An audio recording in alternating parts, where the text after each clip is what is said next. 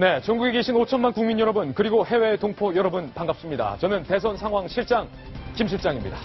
민주당의 선거인단 모집이 굉장히 활발하게 움직이고 있습니다. 문재인을 찍느냐, 안희정을 찍느냐, 이 선거인단의 마음에 따라서 민주당의 이 대통령 후보가 결정이 될 텐데요. 경선 선거인단 숫자에 문재인, 안희정 이 두 사람의 명운이 달려 있다고 합니다. 김 실장이 오늘 준비한 대선 상황판에서 정리해드립니다. 뜨거운 민주당 경선, 선거인단 수가 촉각이다. 유리한 숫자는 과연 무엇일까? 현재 민주당의 경선, 선거인단 모집이 인터넷 신청과 ARS 신청 활발하게 진행 중인데요. 70만 명을 벌써 돌파했다는 뉴스 들어와 있습니다. 70만 명을 돌파해서 뭐 쭉쭉쭉 더 늘 것 같습니다. 그런데 두 사람에게 유리한 숫자, 매직 넘버, 매직 넘버가 있다고 합니다. 먼저 문 전 대표에게 유리한 숫자는 150만 명 미만일 때, 70만 명 이상 150만 명 미만일 때는 이른바 민주당의 당심이 작용하기 때문에 문 전 대표가 선출이 될 것이다. 이렇게 보고 있고요. 반면에 안희정 지사에게는 선거인단, 경선 선거인단 200만 명 이상이 몰렸을 때는 당심이 아니라 이것은 민심이 된다. 민주당 당원 바운더리를 넘어선다. 일반 민중의 선택이다. 그렇기 때문에 유리하다. 안희정 지사 측은 이렇게 보고 있는 것 같습니다. 민주당 관계자의 발언 저희가 취재를 해봤는데요. 한번 들어보실까요? 선거인단이 150만 명 미만이면 문재인 전 대표가 유리하고 150만에서 200만 명은 혼전, 200만 명이 넘으면 안 지사가 유리하다는 관측이 많다. 지금 이런 얘기 나오고 있는데 김병민 의원님, 예. 선거인단 수에 따라서도 두 사람의 유불리가 뭐 갈라지나 보죠? 분명하게 갈라질 겁니다. 예. 그러니까 민주당의 전통적 지지층, 그러니까 소위 말해서 돈을 내는 당원을 권리당원이라고 얘기하는데 권리당원과 대의원 숫자를 합치면 20만 명이 채 안 되는 거로 밝혀지고 있습니다. 한 19만 명 정도. 이 사람들은 당연직이 되는 거고요. 일반적으로 전통 지지층 당원을 다 합치더라도 사실 100만 명이 넘기는 쉽지 않거든요. 근데 저기서 지금 우리가 얘기하고 있는 것처럼 150만 명이 넘는 숫자가 이 민주당 경선에 뛰어들게 된다라면은 민주당을 지지하건 지지하지 않건과 상관없는 일반 국민들이 선거에 참여한다고 봐도 무방하거든요. 그러니까 저는 어제 그제 해서 갑작스럽게 문자 메시지가 몇 통이 날라오는데 예. 문재인 전 대표를 지지하는 아마 조직인 것 같아요. 근데 저한테 경선에 참여하라고 문자 메시지가 옵니다. 아, 문재인 지지 측에서 네. 김병민 의원에게 문자 왔다고요? 아는 후배예요. 아는 후배인데 예. 경선에 참여해달라고 문자가 오고 참여하면 신청을 하잖아요. 신청하고 난 다음에 이름을 자기한테 꼭 알려달래요. 그러니까 이런 식으로 지금 어떻게든지 끌어들여서 각 조직에서는 내가 이만큼의 사람들을 확보했다라고 얘기하고 있는 거기 때문에 문재인 전 대표님, 안희정 지사님 안심하면 안 됩니다. 그러니까 예를 들어서 내가 내 사람이라고 조직이 확보했다라고 오더를 내려갖고 막 끌어당길 텐데 예. 이 사람이 가갖고선 문재인 전 대표를 찍는지 안희정 지사를 찍는지는 아무도 알 수 없어요. 예를 들어서 예. 김병민 의원이 민주당 경선 신청했다. 네, 그러면 그 친구는 당연히 문재인 전 대표에게 대표님 제가 사람 한 명 더 확보했습니다라고 제 이름을 보고할 것 아닙니까? 이름이 김병민입니다. 네, 근데 가갖고서는 제가 문재인 전 대표를 찍을지 안 찍을지는 알 수 없는 거잖아요. 누구 찍을 거예요? 뭐 그거는 제 마음에 아직까지는 정하진 않았는데 정하지 않았군요. 이런 사람들이 한둘이 아닐 거라는 거죠. 예. 현재의 상황도 그럴진데 대통령 선거의 경선이 시작되는 시점은 지금으로부터 한참 더 뒤가 될 거기 때문에 그때의 상황 변화에 따라갖고 결국은 어떤 일이 일어날지는 아무도 모른다. 이런 얘기 드리고 싶습니다. 그래서 오늘 대선 상황 실장, 김 실장이 대선 상황판에 준비한 첫 번째 이야기가 바로 첩보전입니다. 오늘 대선 상황실 의제, 스파이와 동지 기억하시죠? 그중에 스파이에 해당되겠군요. 스파이를 찾아라. 민주당 경선 흥행 속에서 이른바 역선택, 역선택, 역선택을 이용한 역선택, 뭐 이런 얘기가 복잡하게 나오고 있습니다. 이게 다 무슨 얘기일까요?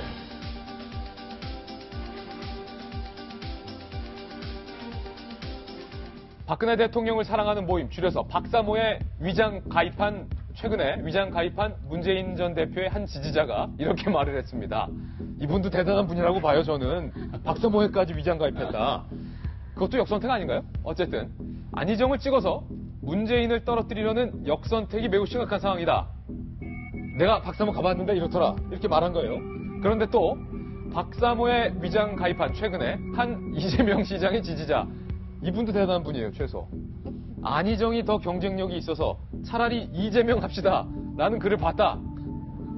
탄핵이 되면 약 올리려고 가입했는데 가서 초토화시켜버리자. 라는 글을 봤는데 이 글 좀 주의해서 잘 봐야 될 게 안희정이 더 경쟁력 있어서 차라리 이재명 합시다라는 글을 봤다.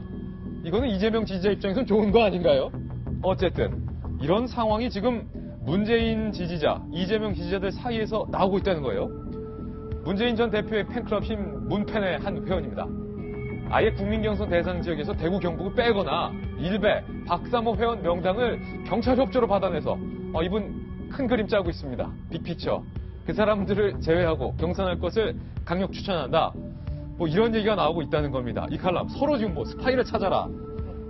네, 거의 스파이 경찰이 뭐 전이죠. 협조하겠습니까? 이게 참 어렵죠. 근데 사람들이 그런 얘기를 하죠. 지금 뭐 역선택 얘기하고 저번에 윤 실장님이 자세하게 설명해줬지만 역선택과 또 해증의 개념. 그러니까 내가 굳이 이 사람을 떨어뜨리겠다라는 건 어떻게 보면 강력한 예를 들어 이제 문재인과 박근혜가 싸웠던 그 지난 2012년 예. 같은 경우는 뭐 가능할지 모르겠지만 지금은 어차피 사실은 1, 2가 다 민주당 야권 쪽 후보자들이잖아요. 예. 그러니까 그런 상황에서 뭐 역선택 이런 건 참 의미가 없고 약간 해증의 개념이다. 뭐 이런 설명을 좀 해주셨는데 저는 요즘 문팬의 최대 관심사가 박사모는 뭐래요? 그러니까요. 박사모는 뭐래요, 요즘? 그런데 지금 보면 예. 그 완전 국민 경선이라는 거는 당원의 표와 그냥 일반 국민의 표를 등가해서 그냥 똑같이 가중치를 하겠다는 거 아니에요? 1인 1표? 그렇죠. 그런 얘기는 국민이 선택하면 그냥 국민의 의지입니다. 그걸 뭐 역선택이라고 표현하는 것 자체도 참 웃기다라는 그것도 거예요. 프레임이다, 웃기다는 거죠. 예. 누가 됐든 간 완전 국민 경선이면 참여하라며. 그래서 참여했는데 널 왜 역선택이래? 이런 식으로 이제 예. 비판할 수도 있는 거고요. 그렇죠. 근데 어쨌든 지금 특히 이제 문재인 후보 측 이 지지자들 입장에서는 박사모나 뭐 이런 분들이 가장 신경이 쓰일 겁니다. 오죽했으면 예. 위장 가입까지 했겠습니까? 그래서 이제 이 내부에서 어떤 얘기가 돌아가는지 그것을 이제 내부에 자기 캠프에 알리려고 하는 그 굉장히 열일들을 하시는데 아니, 오죽하면 박사모 네. 내부에서도 이 입장도 제가 공평하게 전해드려야 되는데 최근 박사모로 위장 가입해서 활동하고 있는 문팬들을 색출하라. 서로 이제 스파이를 찾아라. 뭐 이런 얘기도 오간다고 해요. 그래서 저는 지금 이 자체가 어떻게 보면 이제 문재인 후보가 아무래도 좀 압도적으로 지지를 받고 있으니까 저런 얘기들이 이제 나오는 거고 어떻게 보면 불가피한 상황이긴 한데요. 그 완전 국민 경선에서 뭐 150만 일 경우, 그리고 150만에서 200만일 경우, 또 200만이 넘어갈 경우 여기에 따라 또 달라진다고 예. 하죠. 근데 사실은 저렇게 100만 단위로 넘어가면은 역선택, 소위 말하는 역선택 별로 의미 없다라는 게 전문가들의 그 진단이기 그렇죠. 때문에 특별히 뭐 신경 안 쓰셔도 될 것 같습니다. 완전 국민 네. 참여 경선이라 해놓고서 역선택을 운운하는 것은 그 자체가 모순이다. 이 칼럼이 돌직구 잘 알려주셨는데 앞서 김 실장이 설명한 것 150만 명, 200만 명 이 얘기가 결국에 정치 부장하셨으니까 대선 많이 치러보셨고 예, 예. 뭐 총선은 손에 꼽을 수도 없을 정도로 많이 치러보셨으니까 150만 명 안쪽이면 이른바 민주당 내에서의 당심이 작용한다는 거고 예. 200만 명을 넘어설 경우에 문재인 전 대표의 장점이자 동시에 한계인 예. 당심에서 그러니까 자기네들끼리만 뭉쳐있다라는 한계점을 벗어나기 때문에 안희정 지사가 유리할 거다라는 건데 지금 당심을 보면요. 예. 문재인 전 대표랑 안희정 지사랑 거의 한 뭐 60몇 대 20몇 정도로 당심에서는 차이가 많이 나는데 이거를 안 지사가 뒤집을 수 있을까요? 아니면 혹은 문재인 전 대표가 그냥 당심을 바탕으로 그냥 쭉 갈까요? 현재 예상으로는 이제 문재인 대세론이 예. 또 유리하다라는 시각이 아직은 많긴 많더라고요. 그런데 저는 또 안희정 지사가 역전을 시킬 수 있는 가능성도 꽤 있다라고. 당심이 절대적인 건 아니다. 예, 당심이 절대적인 게 아니다라고. 이거 완전 국민 경선이 원래 그런 거거든요. 예. 그래서 이거 150만이라고 뭐 잠정적으로 그걸 기준으로 삼았는데 저는 꼭 150만으로 삼을 필요는 없고요. 예. 선거인단이 어떻든 많을수록 안희정 지사에게는 빛이 좀 보입니다. 선거인단이 많을수록. 그러니까 이제 일반적으로 이제 어떻게 되냐면 민주당의 과거의 경선을 보면 전통적 이런 조직이 가능한 당원은 한 20만 명 가량으로 되었어요. 한 30만 명. 그런데 이제 온라인까지 동원할 경우 아까 같지만 현재 한 100만 정도로 과거의 경선 보면은 100만 정도는 많이 참여가 돼 왔어요. 예. 그러나 이제 투표 실제 하는 사람도 그보다 또 적어지죠. 일단 신청하는. 근데 이번에는 현재 200만을 넘을 거로 예상되고 최대 250만 명까지 갈 거로 되는데 결국에 되면 그렇게 되다 보면 거의 여론조사와 같은 완전 국민 경선이 되고 여론조사와 같은 상황이 돼버리거든요. 그렇기 때문에 저는 이번에 역선택이라고 서로 우려하는데 이거는 역선택이라고 할 수가 없어요. 제가 보기에. 역선택이라고 말하지 마라. 역선택은 예. 뭐냐면 미국에서도 보면 오픈 프라이머리라고 하는 건 뭐냐 하면 어느 당 소속에 관계없이 아무나 들어와서 할 수 있다라고 하는 게 오픈 프라이머리가 원래 취지예요. 그런데 영어로 말하면 클로즈드에서 좀 폐쇄적인 거는 우리 당 당원들만 들어와서 해라라고 하는 오히려 그런 거에 가까운 그런 주마다 좀씩 차이가 있는데 예. 오픈 프라이머리의 원래 취지는 어느 당 지지 관계없이 와서 투표하라는 건데 이번에는 참여하는 사람들도 실제로 자기 역선택하러 들어가는 게 아니라 지금 보수의 집권 가능성이 많이 떨어졌기 때문에 그러면은 더불어민주당에서 대통령 나올 가능성이 높다고 보는 사람이 현재 꽤 많지 않습니까? 예. 그러면 둘 중에 또 아니면 세 사람 중에 누구 됐으면 좋겠다라고 해서 지금 들어가는 그냥 사람들 합리적인 선택이다. 그런 예. 사람들을 저희한테도 진보층뿐만 아니라 중도 보수인 사람들도 어떻게 가입하느냐고 물어보는 사람들이 있더라고요. 예. 그래서 그 역선택하는 들이 아니라 저는 이 중에는 이 사람이 대통령 하는 게 좋겠다라고 해서 찍는 거기 때문에. 그렇죠. 그런데 이제 이런 거는 있습니다. 지금까지 현재 한 70만 정도가 신청을 했는데 이게 이제 인구 여론수와 비슷하게 되려면 세대별, 연령대별로 안배가 좀 돼야 되는데 아직까지 제가 취재하는 거로는 아직은 이게 지금 이 모바일에 좀 이 고령층들이 좀 약해서 그런지 전화이라 신청이라든가 이런 게 약해서 그런지 아직은 젊은 층들이 상대적으로 현재까지 많이 들어와 있다. 예. 그래서 이거를 숫자가 많아지는 게 단순히 중요한 게 아니라 거기에 연령대별, 그다음에 또 진보층, 중도층, 보수층들이 고루 들어오게 되면 그야말로 완전 국민 경선이 되면서 승부를 단정하기 어려운 국면으로 갈 수도 있다. 이렇게. 예, 한편 이 문재인 전 대표가 어제 안보 포럼을 열었는데 이 안보 포럼에서 태극기를 거꾸로 개양을 해서 이거를 지적하고 또 사과하는 해프닝까지 있었습니다. 이 과정에서 문재인 전 대표가 안보에 대해서 이런 발언을 했는데 들어보시죠.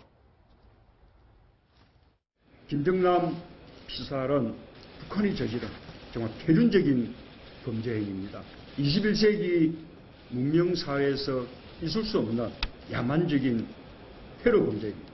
안보에 정부와 국회 또 여야 보수와 진보가 따로 있을 수 없습니다. 그런데도 끊임없는 색깔론으로 국민을 분열시켜서 우리 안보를 허약하게 만드는 세력이 있습니다. 바로 안보 장사로 정권을 연장해온 가짜 안보 세력입니다.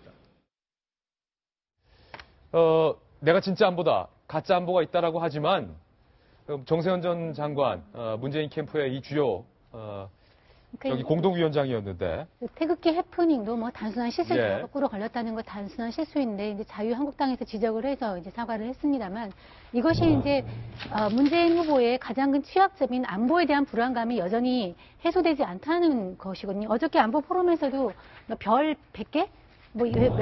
별 장성급들을 모두 영입한 사람들을 모으면 거의 100개가 되는 그런 식으로 장성을 많이 펴서 안보가 튼튼한 어떤 문재인 후보라는 의미를 예. 주기 위한 것인데 근데 저런 것들의 어떤 외연 확장 이런 건 좋지만 여전히 안보에 대한 어떤 불안감은 해소가 되지 않고 있습니다. 예를 들어서 뭐 사드에 대한 그래서 최종 문재인 전 대표 본인의 입장은 무엇인지 그렇죠. 제가 말한 대로 저도 색깔론을 굉장히 싫어하거든요. 예. 색깔론을 해서 이렇게 공격하는 건 정말 싫지만 그렇지만 안보관을 검증하는 건 중요한데 지금 그 잣대가 사드에 대한 어떤 입장을 확고하게 밝히는 거 아니겠습니까? 여전히 모호한 입장을 유지하고 있기 때문에 저렇게 별들을 100개를 갖다 놓고 100명이 아니라 그렇게 갖다 놓고 저를 가짜 안보 세력을 비판을 해도 그 의구심이 사라지지 않는 것이죠. 그거에 대해서 명확하게 밝힐 필요가 있습니다. 예, 윤태훈 실장 어떻게 보세요? 어제 이제 문 전 대표 그런 이야기도 했어요. 우리 이제 보통 남자들은 군대에 다 갔다 와서 예. 애국심도 익히고 한다. 병역 면탈자는 고위공직에서 원천적 배제하도록 하겠다. 참 그게 뭐 가능할지 모르겠는데 병역 면탈이라는 기준이 되게 애매하거든요. 예. 이거는 본선용뿐만 아니라 예선용이기도 합니다. 어찌됐든 간에 지금 민주당 후보 3명 중에 군대를 갔다 온 사람은 본인밖에 없죠. 예. 예를 들어서 이제 안 지사 같은 경우에는 민주화 운동 뭐 전과로 해가지고 군대를 안 갔고 이재명 시장 같은 감옥을 갔다 왔기 경우에는 때문에 예. 저 팔에 이제 장애 때문에 안 갔고 이런 부분까지 이제 겨냥한 이제 다목적 포석인데 근데 이게 문제가 이런 거죠. 프레임이라는 게 있는데 어떻게 보면은 안희정 지사는 학생 운동권 출신에 군대도 안 갔다 오고 뭐 국가보안 전력자인데 별로 안보 문제에 대해 가지고는 그런 시선이 없어요. 왜냐면 뭐 사드나 뭐 주한미군 그런 것도 뭐 그렇고 이제 미국 간다 뭐 이런 어르신들이 말도 뭐 우리 희정이 뭐 이런 식이고 예.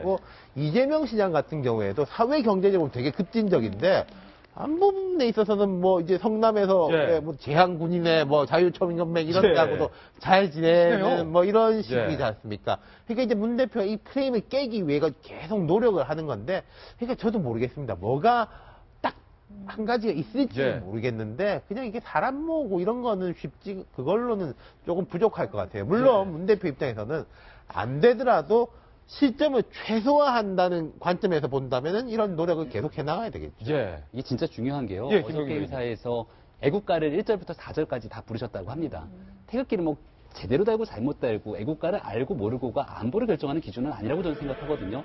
가장 중요한 건 대한민국의 국가 원수를 뽑는 과정인데 지금 현재 대한민국의 분단 상황에서 북한과의 관계를 어떻게 설정할지를 명확하게 보여주는 기준이 중요한 겁니다. 예. 근데 어제 문재인 전 대표의 발언 중에 약간 좀 우려되는 발언 한 가지가 뭐가 있었냐면은 대한민국에 쌀이 꽤 잉여되는 쌀들이 많은데 이러한 쌀과 북한의 지하광물을 말교환하게 되면 서로가 좋지 않냐라는 이야기를 했어요. 근데 북한의 지하광물이라는 거는 지금 유엔의 대북제재 결의안에 따라서 외부로 반출되는 거래 대상이 아니거든요. 지금 김정은, 김정남 피살 사건 때문에 결국은 북한에 대한 고립은 더 심화될 겁니다. 근데 어저께 이 발언은 결국 어떻게든 북한과의 관계를 더 개선시켜 나가겠다고 하는 발언이에요. 근데 결국은 안보를 강조하지만 북한과의 관계를 어떻게 설정할 건지에 대한 명확한 기준을 제시해 주기를 국민은 바라는 겁니다. 근데 여기에 대한 기준이 개성공단에 대한 재개 문제부터 시작해갖고 이 모든 것들의 논리적인 규합점이 딱 맞아떨어지지는 않는 거예요. 그러니까 문재인 전 대표가 안보에 대한 본인의 생각을 정확하게 국민에게 밝히는 것은 누구를 영입하고 애국가를 4절 부르는 게 아니라 북한과의 관계 설정을 어떻게 하겠다라고 명확하게 국민 앞에 얘기할 때 비로소 국민들이 아 이런 생각을 갖고 있구나라고 해석을 하게 되는 거죠. 예.